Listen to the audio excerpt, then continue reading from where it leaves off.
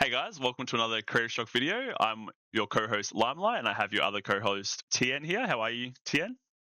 Yep. Hey guys, I'm doing good, thanks, Lime. And yeah, today we have something very special for you guys. Yes, we're very lucky to be given some very interesting spoilers by Weebs. Very interesting spoilers by Weebs is what I'll Yep. say. They're yeah, they're gonna make big waves, that's for sure. I They think that, definitely not to hype everyone up too much, but I think that we got a card that will be very influential next set. Influential being the key word. Influential. yeah, definitely. And yep, stay Yeah. around till the end because that's we're gonna do that spoiler reveal last, but we've Yes. got two others as well to show Yes. everyone. So awesome. So we'll move into one of our first spoilers and we'll have a little discussion about it. Alright, so our first spoiler today we have Acolyte of Cultivation. This is an ally, a cleric and mage human, which has class bonus. As long as you've activated a spell card this turn, this card costs 3 less to activate. Its stat line is 2-3, so to attack, Magic and number. 3 health. Yep, the magic number for all ally decks, and it costs 4. But as we said before, it costs 4. But if you've activated a spell this turn, it can go down to 1 cost. So, Yeah, that's what are crazy, your right? thoughts on this line? Yeah, do you think this will be used in what kind of decks do you think this will be used in? I feel like this kind of there was a deck at one point that they were playing Rye Allies, Water Rye Allies, and they're running Bubble Mage. So there could be like a world where you can play like a you could even play like a Glacial Guidance to make these one costs, and you could play multiple of them out, and you could play like a Bubble Mage or something like that to like as a Poison Dagger trigger. But I'm also thinking like a prereq you favorable wins in like a like Wind Vanitas deck. Yeah. Pick your hand up, Yeah, and I then was you've got one cost 2/3s. Yeah, it would be very strong. Yeah, I was thinking like the first thing I think of when I see this kind of card is just Vanitas because of the cleric class bonus, and Mm-hmm, also he wants to play cheap spells mm-hmm. as the way like Vanitas works. We've also recently seen a spoiler for a card called like Razor Gale. I think it's Razor Gale Four Calling or something. four It's the costs, Fantasia. cost 2 if you're a cleric, and then whenever you play a wind spell, it deals 1 damage, right? Yeah, I think it's Win card. Wind So like this card, one's a sorry. norm card. Yeah, Yeah. Acolyte of Cultivation is norm, but it could be used there because then you're paying 1 cost to make a 2/3 ally. You do 2 damage with it. And then it's also a persistent body that your opponent has to answer. Do you think this will see competitive play, or do you think this is kind of just like a funny card? At the moment, I think it's more of a funny card because it's very conditional, right? You have to get the class bonus and then proceed to play a spell. But Is depending on what we is see three moving visits a forward, spell? I think it's a skill, Ooh, right? I don't know. Yeah, but depending on I what, don't have the resource to look at it right yeah, now. yeah. But I think depending on what new card we see, there's definitely a chance that Acolyte of Cultivation sees play. Yeah, Because yeah, I wonder if it is supposed to be for like cleric, because it is cultivation, right? So it's supposed to be for like a herb deck then? Question mark. possibly, yeah. I'm But just like quickly. I have to see now. everyone loves everyone loves 3 mana 2/3s, but if you can have a 1 mana 2/3, like that sounds pretty insane. So there's a good chance, Pretty sure depending on three what we see visits from is a new cards. spell card, so I think it actually works with three Ooh. visits.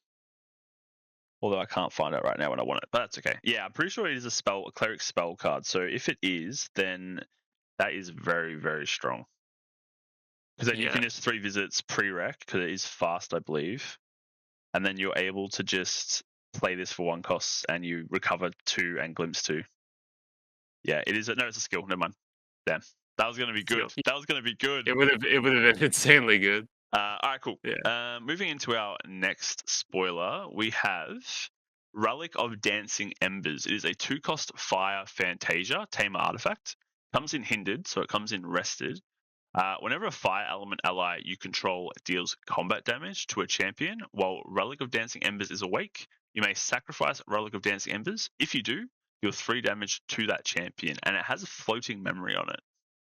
What do we think of this one?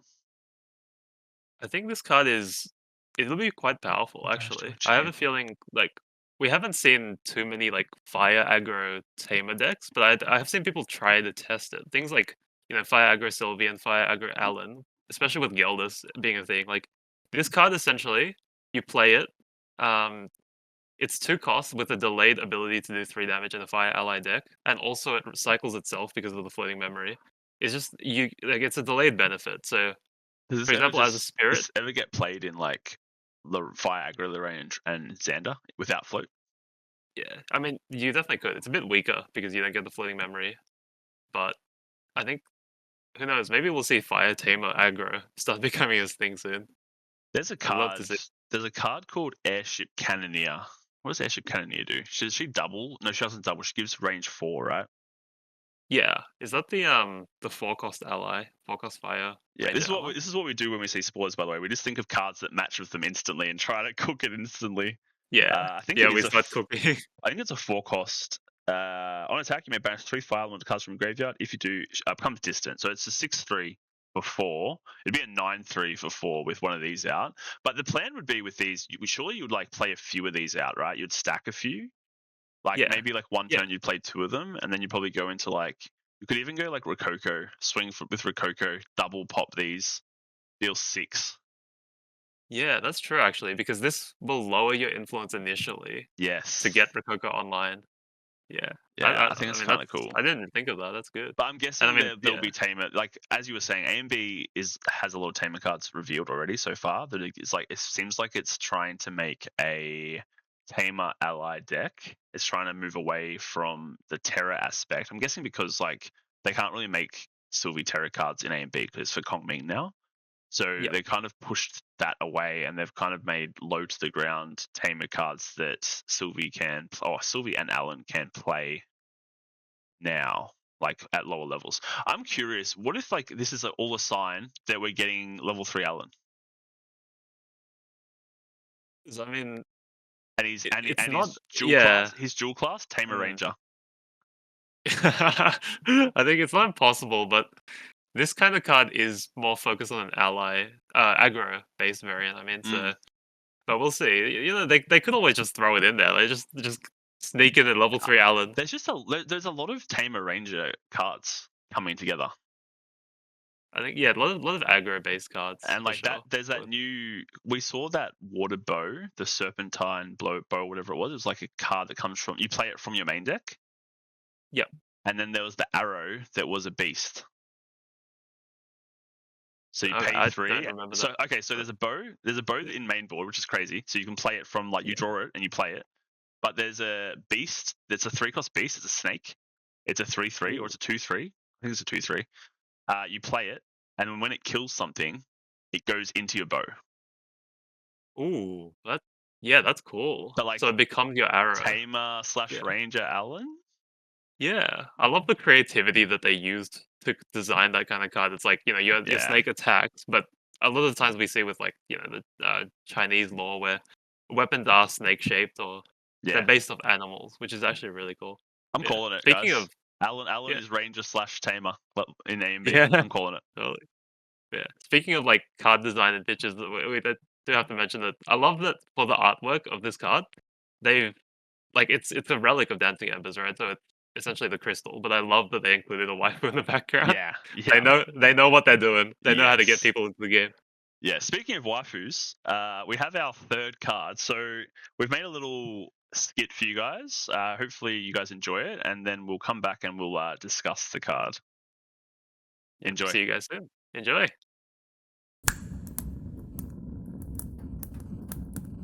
I'll pay 3 for an Academy Guide. I'll pay 3 and play a dungeon guide. A dungeon guide. Dungeon guide?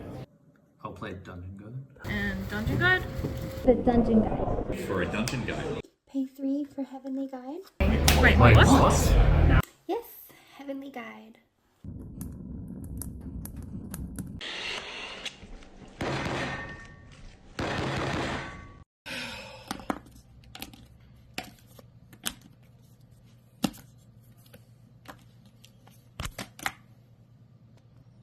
Whoa, that has a very big impact on the meta, I think. But For sure. I don't understand the text fully. Like the text is written very interestingly. I don't really get it. If you could try and explain it to me, Justin.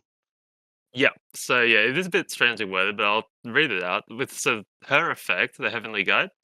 Yeah, this is our our guide card for this set, for actually the main set, because Yeah. every single main set they release a new guide. This and confirms there's a Heavenly new Guide is the guide, next one. yeah, every main Yep. set, which is interesting. Yeah. Yeah, so her effect is if you're level 2 or higher, she has on enter. If an opponent controls a non-spirit champion with a card on top of its lineage that wasn't played, level up your champion. And honestly, it's pretty confusing wording, but essentially what it means is uh, when it says non-spirit champion, that just means literally any champion.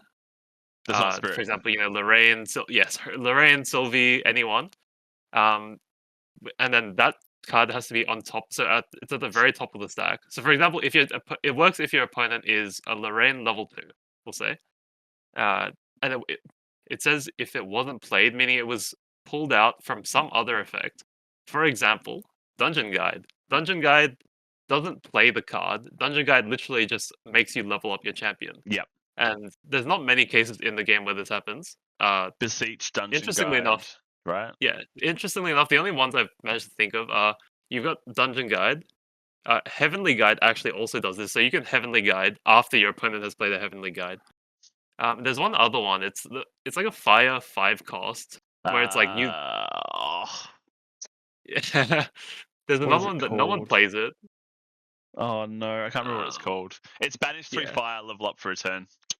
Yeah, pretty much. Essentially, it's any way that you've leveled up. Oh, also Beseech the Wind. Sorry, I forgot about Beseech the Wind. Actually, no, that materializes. Oh, maybe Beseech the Wind's wording is that actually it materializes, so I don't think it works into Beseech. Yeah, it doesn't work into Beseech, actually, you're right. Yeah, but essentially, Heavenly Guide works. Fire Blood Oath, yeah, that's the fire one. Yeah. Heavenly Guide works anytime that your opponent has leveled up without going through normal materialization steps. So then, when that happens, if you play a Heavenly Guide, assuming you're already level 2 plus, you get to level up your champion for free. So, unlike Dungeon Guide, you don't have to pay too. Yeah. So essentially, this card was designed to beat Dungeon Guide.